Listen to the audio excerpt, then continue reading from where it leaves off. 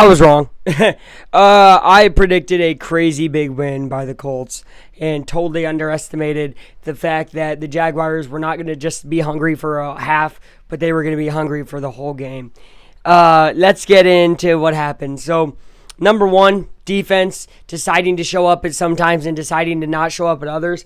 I think that falls on the coordinator, and I'm going to call out Gus Bradley again. I haven't called that guy out since last year, week 18, and I started to backtrack and not call him out because one guy tried to detour me, and I believed it. But I'm going to just tell you what I have seen. I have seen weak zone week after week after a good blitz and good man coverage works. Don't change something if it ain't broke. On the offense, do change it if it ain't broke, because guess what? The defense is going to be ready if you do the same thing. First three drives of the Colts were all the same. Only one of them ended up in a touchdown. That instantly hurt them. Flacco, that fumble, things happen. I'm going to give him the same energy I've been giving AR, which is forgiveness and like, all right, dude, you know you made a mistake. It's okay. Flacco fought us back into the game with Alec Pierce. Why is that guy not being used before? 3 catches, 134 yards, and he only gets targeted the final 2 offensive drives of the game? 2 of the last 3. Obviously, the last drive is terrible. He gets sacked, which is a big reason we need AR back mobility. But Flacco did what Flacco should have done. 34 points should win you a game against the Jacksonville Jaguars. But the defense was atrocious at times. And it wasn't run D this time. It was those cornerbacks. They got burnt over and over. And then eventually the run D got burnt as well. But then the defense made a stop. And the offense showed up.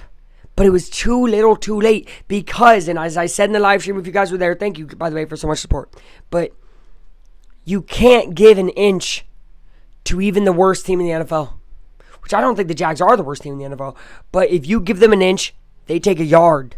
Remember that. So it's hard. You know, this loss sucks. Coming up next is Tennessee, then Miami. 2 very, very winnable games. Games that I wouldn't have thought were so winnable early on in the year. But you guys saw my prediction for this game. I don't know anymore. I am going to chalk this up a little bit to one thing, though. This weekend has been the craziest weekend of football I have ever seen with my own eyes. 5 upsets in the top 11 for the college football game. 6 total upsets. Even outside of that, if you add, I think, number 14 USC, right? 3 stormings of the field, which is insane. And then, obviously, the upset here. I don't know if New England beat Miami, but it's been a crazy weekend for football. It's been a crazy weekend for sports, as I'm sure baseball is going to give us some crazy stuff to end the night tonight. So I'm going to chalk this up to one thing. It was already crazy, and we had to play in a place that's always weird. Okay, it's going to basically start again and me go like I was wrong, but this is a different video. I just say some things in the first part that I don't say in the second part, but I say some similar things, but this is just my complete thoughts, so you guys kind of know what I'm thinking about this game. Sorry it's going to be so long of a recap video, but I hope you guys enjoy. Back to the video. I was wrong. So wrong. I predicted the Colts were going to whoop the Jaguars. I was so confident and believed in it. And, well, let's talk about it. Number one, Goodson was not used enough, in my opinion. I think Sermon was definitely used enough, and he was definitely serviceable, did great. But to only have a 1 running back backfield when you know your backup running back isn't that top-tier running back, then you need to play 2 of them. So that was definitely a lapse in the judgment by Shane Steichen. Pierce getting 134 yards in only 2 drives is crazy. The dude should have been used more. This guy, Michael Pittman, going non-existent after having an incredible week 4 is unacceptable.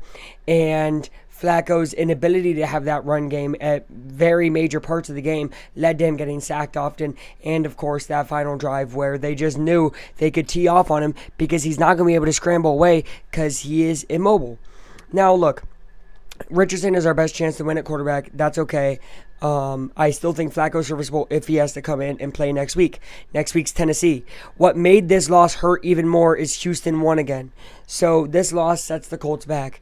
But I should have known all of this was happening because of yesterday. Yesterday in college football, there was upset everywhere.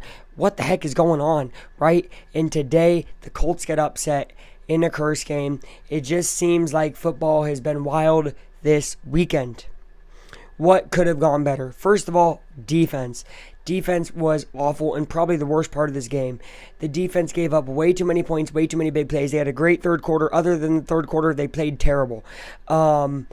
Well, first and fourth, really. Second and third quarter, they actually did okay. That Flacco fumble didn't help at all, obviously, but mistakes happen. And Flacco, I'm going to treat him the same way I do with Richardson when he makes a mistake and say, it's okay. He still gave us a chance to win at the end by giving it to Pierce and going deep downfield. Josh Downs was huge. There's so many positives with this game, but it feels worse than that Texans lost week 1 because Colts should have won this game. You don't fumble it there before halftime. You're up 3 there late. And instead of that field goal being the game ender, it would have been the game tire. And with 20 seconds, Colts would have been able to be calm, chill out, and get into field goal range. And if they didn't, they would have gone to overtime. But again, that's why it's a game of inches. And if you give inches even to a bad team like Jacksonville, you're giving them yards. Trevor Lawrence played one of the best games I've seen him ever play. And he killed the Colts. They needed the win more than the Colts, and guess what? They wanted it more. The biggest issue with the Colts today, bigger than the defensive problems, bigger than the immobility of Flacco or the underutilization of Alec Pierce and Michael Pittman Jr., is the heart. There was no heart today. Up until the fourth quarter, the Colts did not play with grit. They didn't play with grind. They looked sad. They looked lackadaisical. Those 2 drives backed up at their own 10-yard line were some of the worst drives I've seen the Colts have this year, period. So there's a ton to get better at. I probably won't do a midweek video.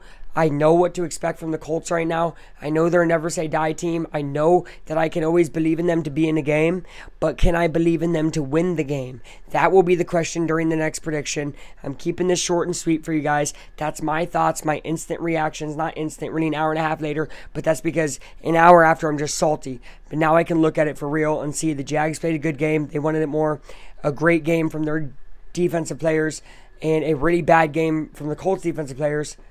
You do the math on what's going to happen there. Should never, ever give away 37 points to the Jaguars. Shouldn't really ever give away 37 points to any NFL football team. I don't even care if it's the Niners or Chiefs or Vikings. You know, all these really high up teams right now. Don't care. That's an unacceptable performance. I'm expecting more from the Colts against Tennessee.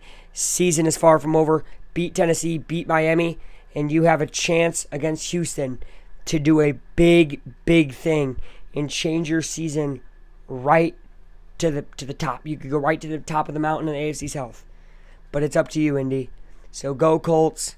This is our Colts. This is our team. We bleed blue for the shoe. Beat the Titans. Let the world hear us now. This is our team. Go Colts. No nay today.